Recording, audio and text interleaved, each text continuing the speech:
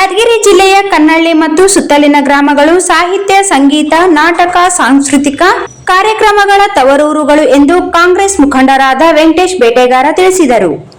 ಅವರಿಂದು ಯಾದಗಿರಿ ಜಿಲ್ಲೆಯ ಹುಣಸಗಿ ತಾಲೂಕಿನ ಕನ್ನಳ್ಳಿ ಗ್ರಾಮದಲ್ಲಿ ನಿಂಗಯ್ಯ ಮತ್ಯಾನ ಜಾತ್ರಾ ಮಹೋತ್ಸವ ಅಂಗವಾಗಿ ನಡೆದ ಪ್ರಚಲಿತ ರಾಜಕೀಯ ನಾಟಕ ಸರ್ಕಾರ ನಡುಗಿಸಿದ ಸರ್ದಾರ ಕಾರ್ಯಕ್ರಮದಲ್ಲಿ ಮಾತನಾಡಿ, ಇಲ್ಲಿ ಕಲಾವಿದರು ಉಚಿತ ಪ್ರದರ್ಶನ ನೀಡಿ ಜನರನ್ನು ರಂಜಿಸುತ್ತಾರೆ. ಈ ಗ್ರಾಮಗಳಲ್ಲಿ ನಾಟಕ ನೋಡಿ ಪ್ರೋತ್ಸಾಹಿಸುವ ಕಲಾ ಪೋಷಕರಿದ್ದಾರೆ.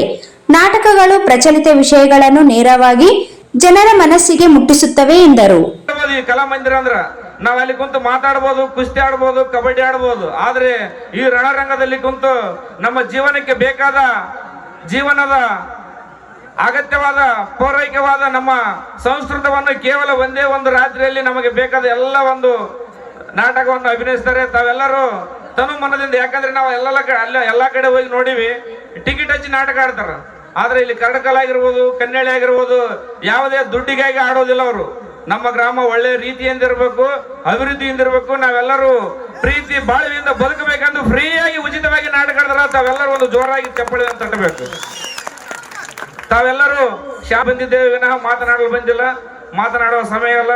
ನನ್ನನ್ನು ಕರೆಸಿ ಮಾತನಾಡಲು ಅನುಕೂಲ ಮಾಡಿಕೊಟ್ಟಂತ ತಮ್ಮೆಲ್ಲರಿಗೂ ವಂದಿಸುತ್ತಾ, ತಾವೆಲ್ಲರೂ ಮತ್ತೊಮ್ಮೆ ಮಗದೊಮ್ಮೆ ತಮ್ಮಲ್ಲಿ ಕೈ ಜೋಡಿಸಿ ಕೇಳುತ್ತೇನೆ, ಶಾಂತ ರೀತಿಯಿಂದ ಕುಳಿತುಕೊಂಡು